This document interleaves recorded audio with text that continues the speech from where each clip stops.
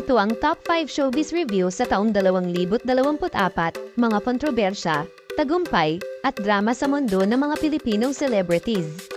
Bea Alonzo at ang kaso ng cyber libel.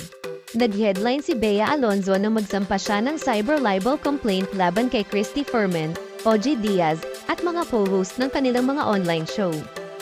Ito ang naging isa sa pinakamalaking legal na issue sa showbiz, na tumalakay sa mga epekto ng online defamation at ang lakas ng social media sa pag-apekto sa mga sikat na personalidad. Ken Chan at ang issue ng investment scam. Naging kontrobersyal si Ken Chan dahil sa kasong syndicated estafa na kinasasangkutan ng isang alleged 14 na milyong piso na investment scam. Hanggang ngayon, hindi pa nasosolusyonan ang kaso at nawawala siya, kaya't mas lalong naging misteryoso ang kanyang sitwasyon. Legal na issue ni Neri Naig at Rufa May Quinto. Si Neri Naig at si Rufa May Quinto ay nasangkot sa mga legal na issue dahil sa isang skin clinic. Inaresto si Neri dahil sa syndicated estafa. Samantalang si Rufa May ay kinasuhan ng mga paglabag sa parehong clinic.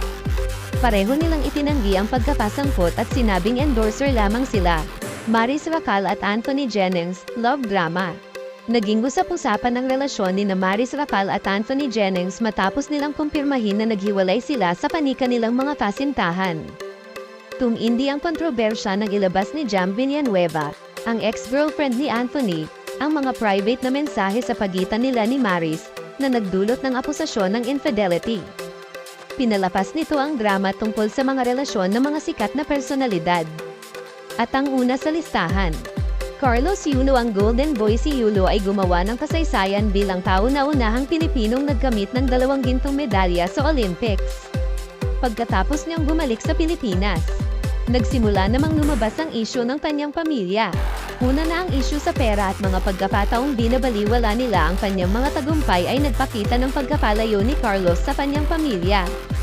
Ngayon, pinipili ni Carlos na huwag na lang pansinin ang mga komentaryo mula sa kanyang pamilya at publiko. Please subscribe to my channel to be updated on current showbiz news. Like, comment, share and subscribe now. Thanks for watching.